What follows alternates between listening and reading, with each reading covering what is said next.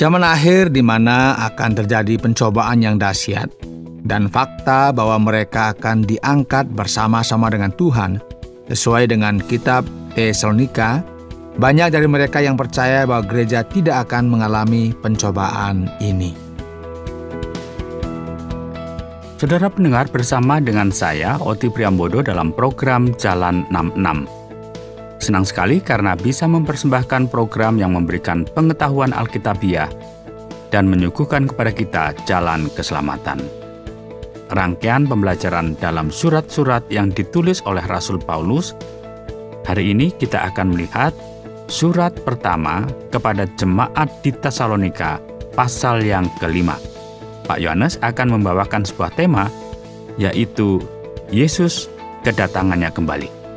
Sebagaimana sering dinyatakan di dalam kidung pujian lama, Yesus akan datang kembali dengan kemenangan, dan semuanya ini akan terjadi dengan mengejutkan, tanpa disangka-sangka.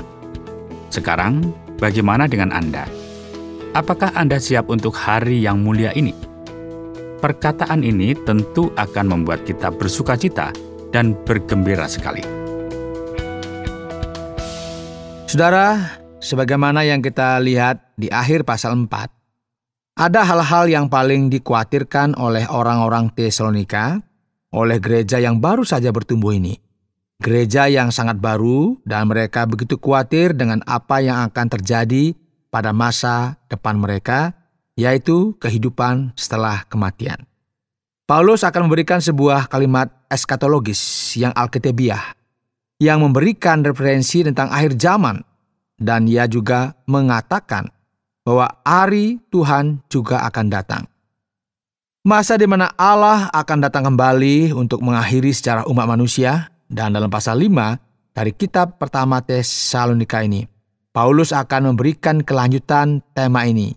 Pasal 5 dimulai dengan, tetapi zaman dan masa saudara-saudara tidak perlu dituliskan kepadamu, karena kamu sendiri tahu benar-benar bahwa hari Tuhan datang seperti pencuri pada malam. Apabila mereka mengatakan semuanya damai dan aman, maka tiba-tiba mereka ditimpa oleh kebinasaan, seperti seorang perempuan yang hamil ditimpa oleh sakit bersalin. Mereka pasti tidak akan luput. Nah, saudara, Paulus mulai menjelaskan tentang hari Tuhan. Hari Tuhan merupakan sebuah gagasan yang muncul jauh di dalam Perjanjian Lama, dan ini merupakan hari di mana Sang Ilahi campur tangan dan penghakiman Allah akan melanda seluruh bangsa yang memusuhi Israel pada masa itu. Ini merupakan gagasan yang sama yang ada di dalam Alkitab, dan ketika kita memperhatikan hal ini dalam Perjanjian Baru, dengan segala arti yang terkandung di dalamnya. Dalam Perjanjian Baru, hari Tuhan merupakan hari di mana Sang Ilahi campur tangan dalam sejarah umat manusia. Dan ini merupakan hari penghakiman akhir. Dan sekarang kita tahu bahwa hari Tuhan akan datang suatu hari nanti.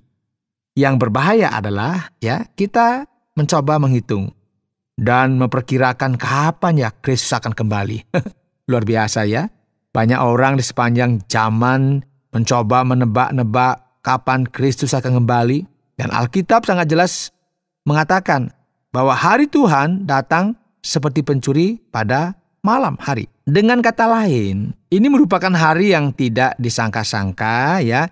Tidak ada seorang pun yang tahu akan hari itu. Kedatangan Kristus kembali bisa terjadi kapan saja dan jam berapa saja. Namun Alkitab memberikan sebuah petunjuk tentang kapan datangnya hari Tuhan itu.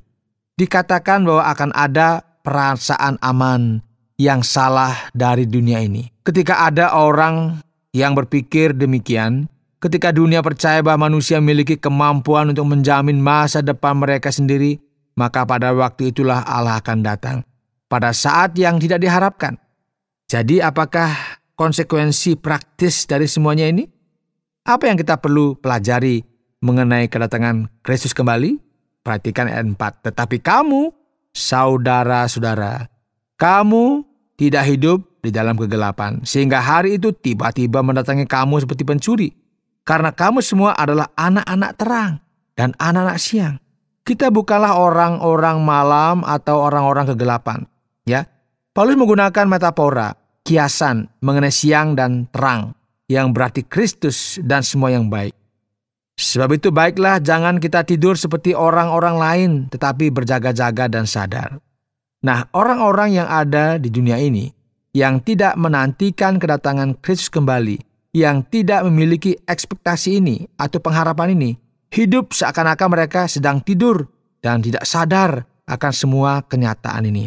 Sebab mereka yang tidur waktu malam, dan mereka yang mabuk waktu malam.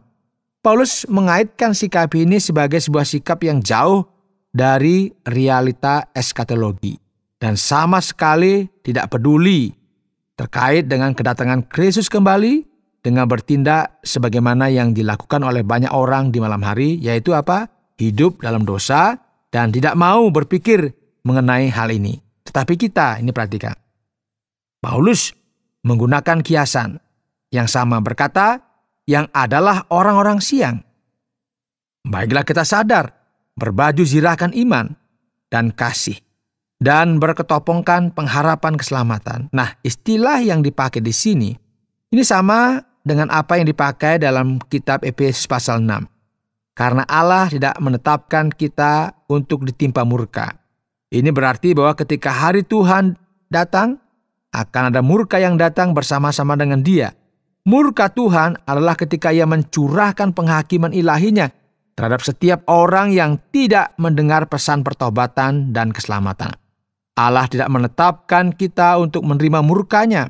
Oleh sebab itu, kita tidak perlu khawatir mengenai hal ini karena Ia telah menetapkan kita untuk beroleh keselamatan oleh Yesus Kristus Tuhan kita yang sudah mati untuk kita, supaya entah kita berjaga-jaga, entah kita tidur, kita hidup bersama-sama dengan Dia. Karena itu nasihatilah seorang akan yang lain dan saling membangunlah kamu seperti yang memang kamu lakukan. Nah, sebenarnya sejarah ini akan berakhir dalam satu titik, yaitu pada saat kedatangan Kristus yang kedua kali. Dan dengan ini ada sebuah panduan yang kita bisa perhatikan. Sebuah nasihat yang diberikan kepada jemaat yang ada di Tesalonika mengenai kedatangan Kristus yang kedua kali. Dan melalui arahan ini atau nasihat yang diberikan kepada jemaat yang ada di Tesalonika ini mengenai kedatangan Kristus yang kedua kali, Paulus memberikan kalimat terakhirnya dalam surat ini setelah ia berbicara mengenai zaman akhir. Dan nasihat yang ia berikan di sini sangatlah menarik. Ketika Kristus belum datang, gereja Tuhan harus tetap berjalan dan belajar untuk berurusan dengan realita kita setiap hari. Kami minta kepadamu, saudara-saudara, supaya kamu menghormati mereka yang bekerja keras di antara kamu, yang memimpin kamu dalam Tuhan dan yang menegur kamu. Nasihat pertama yang diberikan, perhatikanlah orang-orang yang merupakan pemimpin rohanimu. Dengan kata lain, jaga dan perhatikanlah para pemimpin rohanimu, baik itu pemimpin rohani maupun pendeta. Dan supaya kamu sungguh-sungguh menjunjung mereka dalam kasih karena pekerjaan mereka. Hiduplah selalu dalam damai seorang dengan yang lain. Paulus berkata lagi, kami juga menasihati kamu, saudara-saudara, tegurlah mereka yang hidup dengan tidak tertib. Yaitu orang-orang yang suka memberontak, ya, tidak bisa diatur, orang yang tidak sesuai dengan apa yang dilakukan oleh gereja. Hiburlah mereka yang tawar hati, belalah mereka yang lemah, sabarlah terhadap semua orang. Saudara, Paulus menekankan sebuah kehidupan dalam masyarakat dan hubungan antar jemaat di dalam gereja. Ini merupakan sesuatu yang sangat penting dan penting sekali bagi kita masa kini karena kita juga hidup di dalam gereja. Perhatikanlah supaya jangan ada orang yang membalas jahat dengan jahat. Tetapi usahakanlah senantiasa yang baik terhadap kamu masing-masing dan terhadap semua orang. Nah, surat kepada jemaat yang ada di Tesalonika ini memberikan sebuah penekanan akan kasih yang berlimpah-limpah. Bersukacitalah senantiasa. Tetaplah berdoa, mengucap syukurlah dalam segala hal, sebab itulah yang dikehendaki Allah di dalam Kristus Yesus bagi kamu. Ini merupakan sebuah surat yang penuh dengan kemenangan. Surat yang menyatakan kepada kita mengenai sebuah jaminan yang jelas dalam Injil. Ini merupakan sebuah kemenangan yang telah dijanjikan, dan ini merupakan sesuatu yang sangat jelas dan contoh yang luar biasa yang berikan di sini adalah kedatangan Yesus Kristus untuk yang kedua kalinya. Oleh sebab itu, saudara, sukacita, doa, dan kasih karunia Allah, semua ini haruslah menjadi tanda dari orang Kristen. Janganlah padamkan roh yang bekerja di dalam gereja. Dan janganlah anggap rendah nubuat-nubuat. Ujilah segala sesuatu dan peganglah yang baik. Jauhkanlah dirimu dari segala jenis kejahatan. Saudara, menarik sekali di sini ya. Kita bisa melihat sebuah aspek kepemimpinan yang muncul dengan prioritas nomor 1. Dan kemudian muncullah hubungan antar saudara seiman dalam Kristus. Dan kemudian hubungan kita dengan kerohanian yang aktif, yang dinyatakan dalam sukacita dan doa yang terus-menerus kepada Allah. Dan akhirnya sampailah kita kepada hal-hal yang berkaitan dengan Roh Kudus.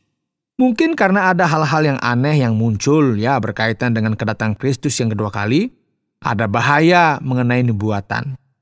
Mungkin sekali ya bahwa ada nubuatan yang salah yang muncul pada waktu itu. Jadi inilah mengapa Paulus berkata, jangan meremehkan nubuatan dan ujilah semua itu dalam segala aspek. Jadi sekarang Paulus berkata, semoga Allah damai sejahtera menguduskan kamu seluruhnya, dan semoga roh, jiwa, dan tubuhmu terpelihara sempurna dengan tak bercacat pada kedatangan Yesus Kristus Tuhan kita. Ia yang memanggil kamu adalah setia, ia juga akan menggenapinya. Saudara-saudara, doakanlah kami. Sampaikanlah salam kami kepada semua saudara dengan cium yang kudus. Demi nama Tuhan aku minta dengan sangat kepadamu, supaya surat ini dibacakan kepada semua saudara. Kasih karunia Yesus Kristus Tuhan kita menyertai kamu. Saudara yang dikasihi oleh Tuhan, sejarah tetap berjalan dan kita semua sedang menantikan akhir dari semua ini, masa di mana Kristus Yesus datang untuk yang kedua kalinya. Dan seiring waktu yang berjalan, kita harus tetap melayani Allah kita. Dan penting sekali bagi kita hidup menyenangkan Tuhan dengan sikap yang benar. Oleh sebab itu penting sekali bagi kita memperhatikan akhir dari semua ini, yaitu apa yang dikatakan dalam kitab pertama Tesalonika ini. Dan kita perlu menyimpan hal ini dalam hati kita. Dan kita tidak boleh lupa, karena Yesus akan datang kembali pada saat yang kita tidak pernah sangka-sangka, seperti pencuri pada malam hari. Anda sedang mendengarkan Jalan 66 dalam rangkaian pembelajaran 1 Tesalonika pasal yang ke-5 yang telah dijelaskan oleh Pak Yohanes dengan topik Yesus kedatangannya kembali.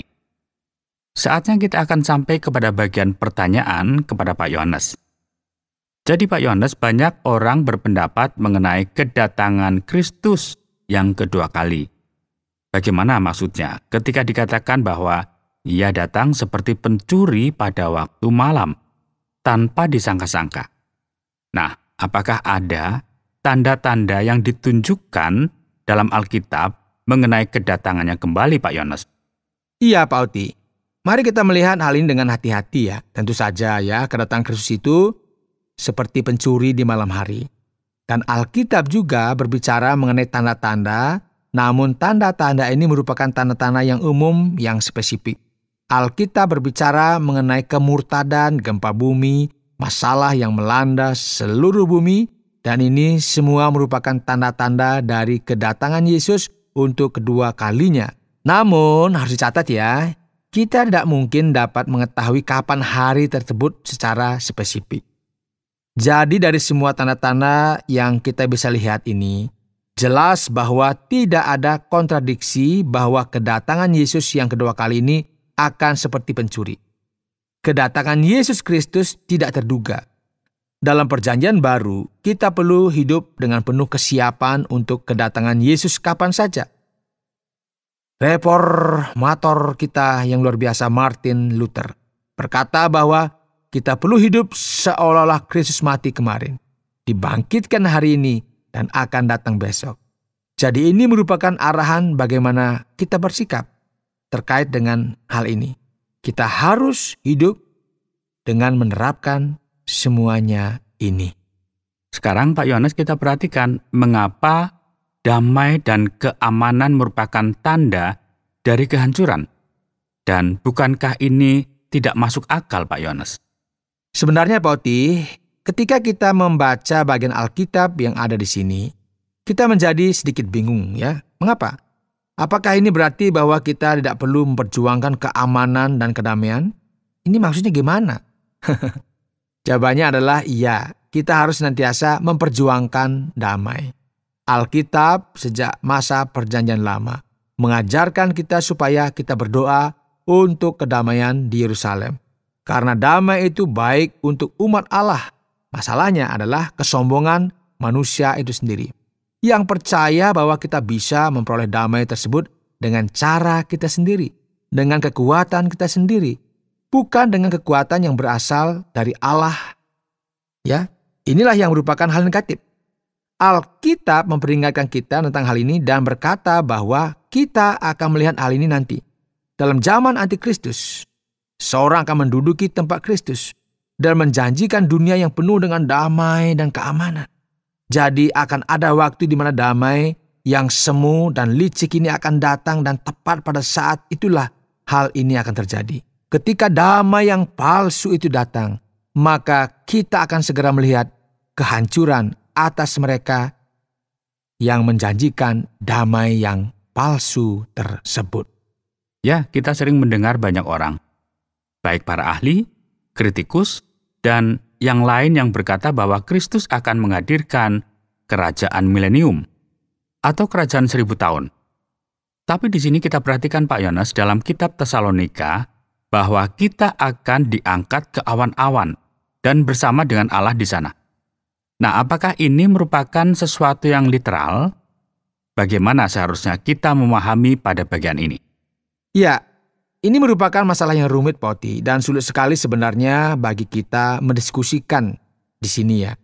Jadi sekarang kita memperhatikan apa yang tertulis dalam kitab Wahyu.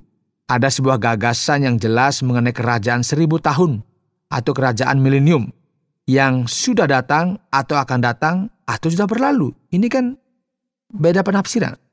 Nah, beberapa orang memahami hal ini, yaitu mengenai milenium yang disebutkan dalam kitab Wahyu ini sebagai sesuatu yang tidak literal. Dan ini hanya merupakan kata kiasan, dan bahwa ini merupakan sesuatu yang terjadi sekarang. Ini melalui kemenangan Kristus akan kematian.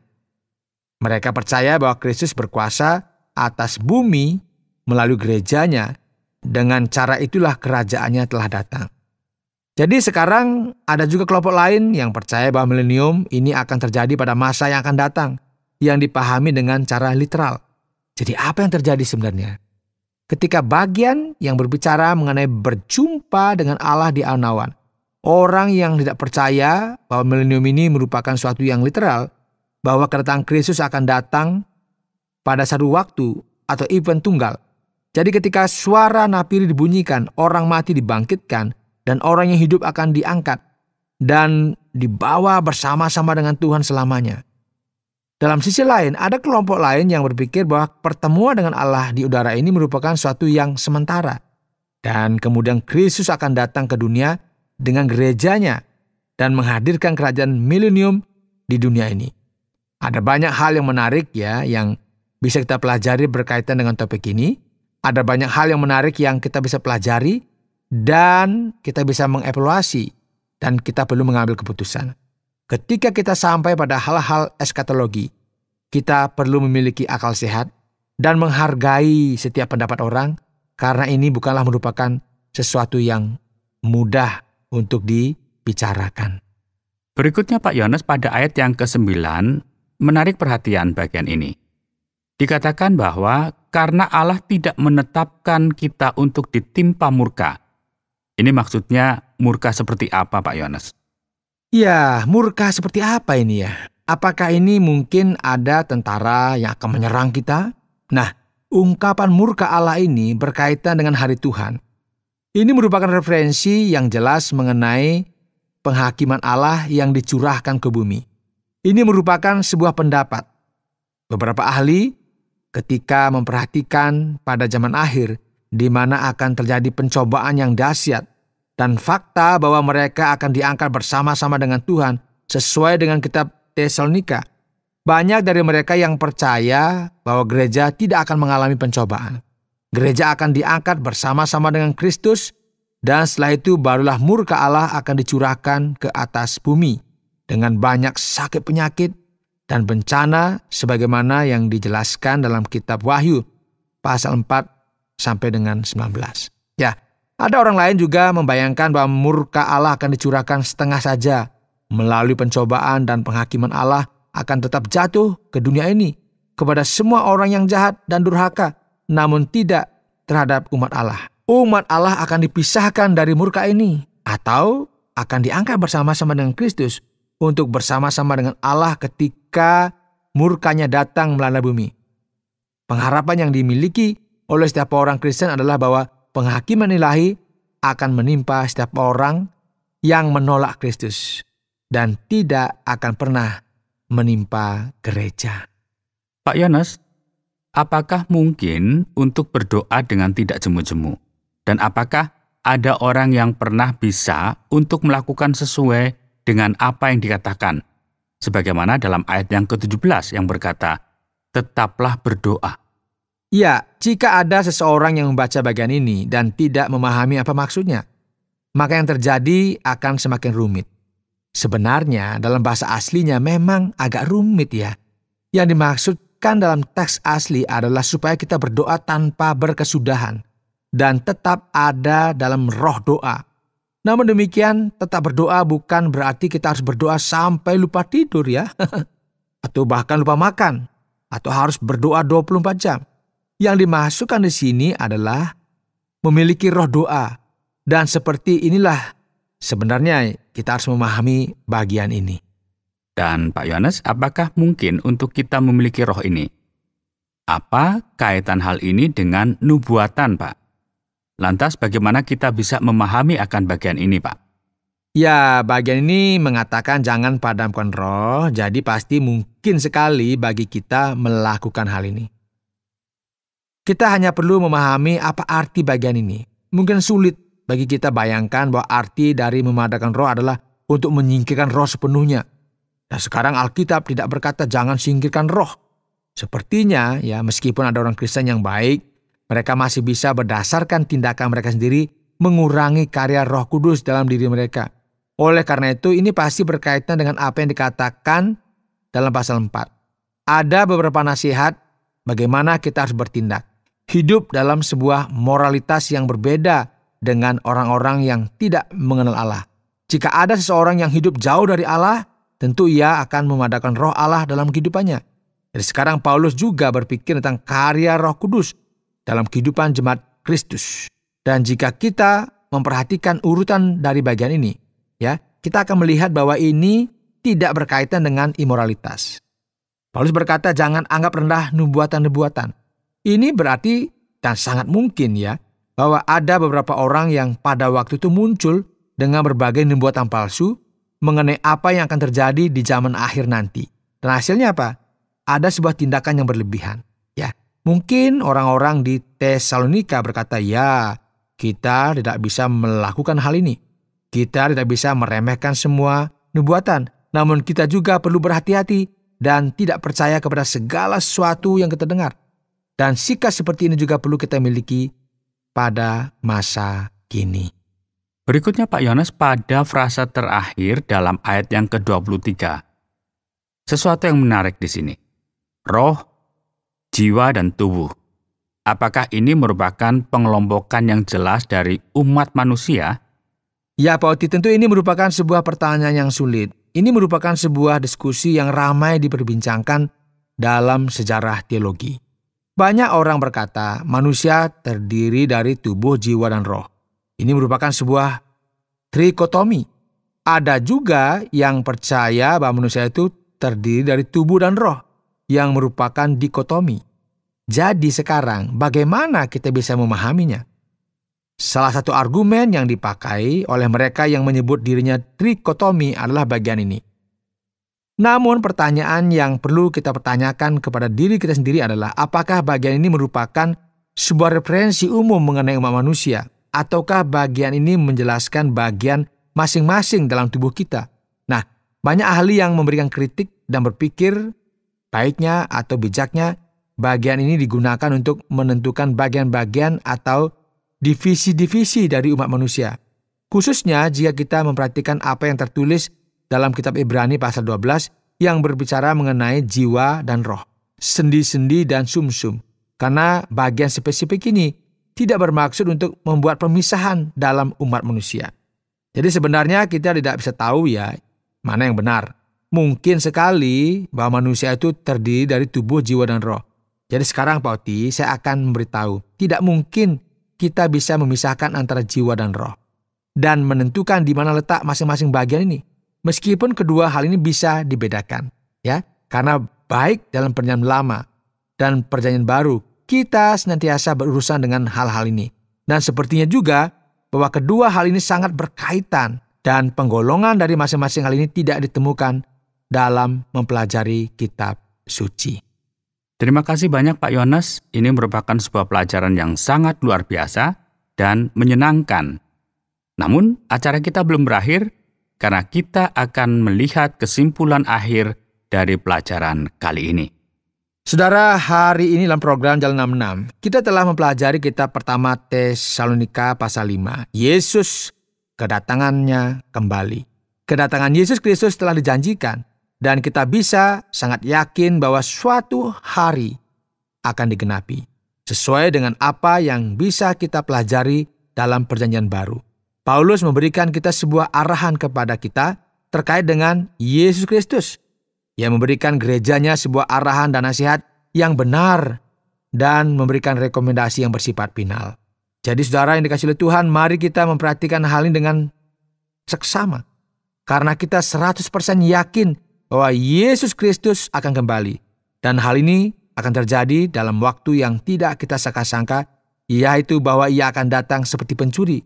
Maka kita perlu menjalani sebuah kehidupan yang menyenangkan Allah, baik dalam tindakan maupun hati kita. Saudara pendengar, karena waktu yang tidak memungkinkan, kita akhiri program Jalan 66 kali ini. Kami menantikan Anda untuk tetap mengikuti pelajaran berikut dalam lanjutan pembelajaran Alkitab yang memberikan pelajaran menyeluruh tentang firman Tuhan. Jika Anda memiliki pertanyaan atau berespon terhadap topik berhubungan dengan program ini, silakan menyampaikan melalui WhatsApp ke nomor 081 333 777 386. Terima kasih atas perhatian Anda.